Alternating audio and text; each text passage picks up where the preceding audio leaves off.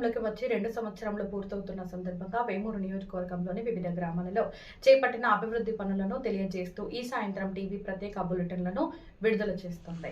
బాపట్ల జిల్లా అమర్తులూరు మండలం గోవాడ గ్రామంలో సుమారు 13.50 కోట్ల రూపాయలతో పలు అభివృద్ధి పనులను చేపట్టినట్లు గోవాడ మాజీ సర్పంచ్ తెలుగుదేశం పార్టీ సీనియర్ నాయకుడు మండవ రమేష్ తెలిపారు.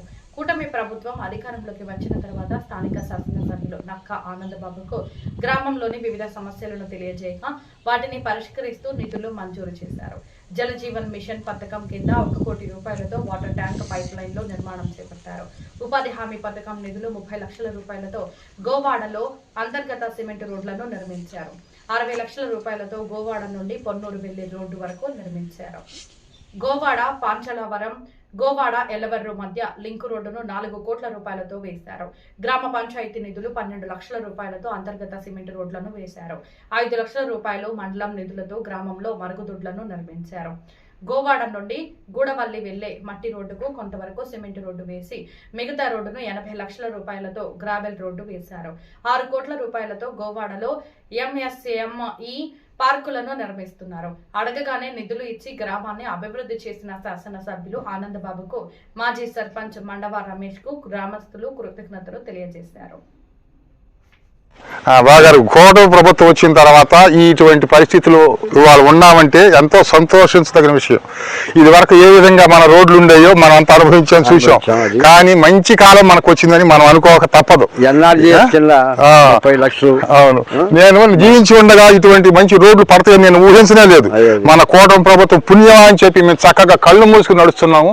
చక్కగా వాటర్ ట్యాంక్ ఏర్పాటు అయింది. 1 కోటి రూపాయల దాకా సాక్షి అయిందని చెప్తున్నారు. జలజీవన్ కింద 1 కోటి రూపాయల దాకా సాక్షి అయిందని చెప్తున్నారు. మనకి పాంచాలవరం గోవాడ ఎలవర్రు 4 కోట్ల రూపాయలతో ఇటువంటి పరిస్థితులు ఆ రోడ్లు బాగుపడతాయి. బురదలో మనం నడవకుండా అట్లా ఉంటాం అనేది ఊహించనే లేదు.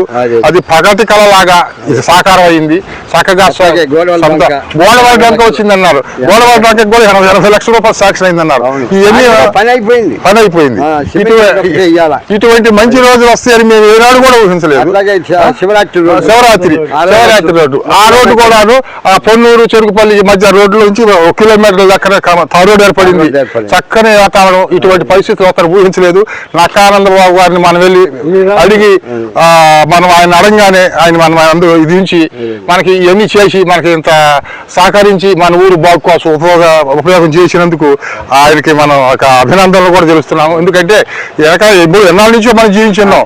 కానీ ఇటువంటి ఉపయోగ కార్యక్రమాలు చేసే వాళ్ళు మనం జరగం. అట్లాగనే శివరాత్రి గుడి దగ్గర ఇప్పుడు వచ్చిన పిల్గ్రిమ్స్ అంటే శివరాత్రి వచ్చిన భక్తులకి అవసరం అవుతుందని చెప్పి ఒక 5 లక్షలతో టాయిలెట్లు నిర్మిస్తున్నారు.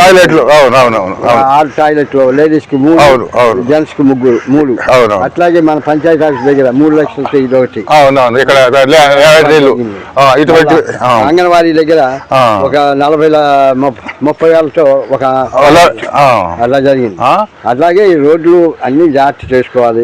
అట్లాగే ఇంకా ముఖ్యమైన విషయం ఏంటంటే లేవలేని వాళ్ళు ఉంటే వాళ్ళకి సీఎం రిలీఫ్ ఫండ్ కింద గ్రామంకి హాస్పిటల్ ఖర్చుల కోసం సుమారుగా 3 లక్షల పైన సహాయం అందించిన వాళ్ళు.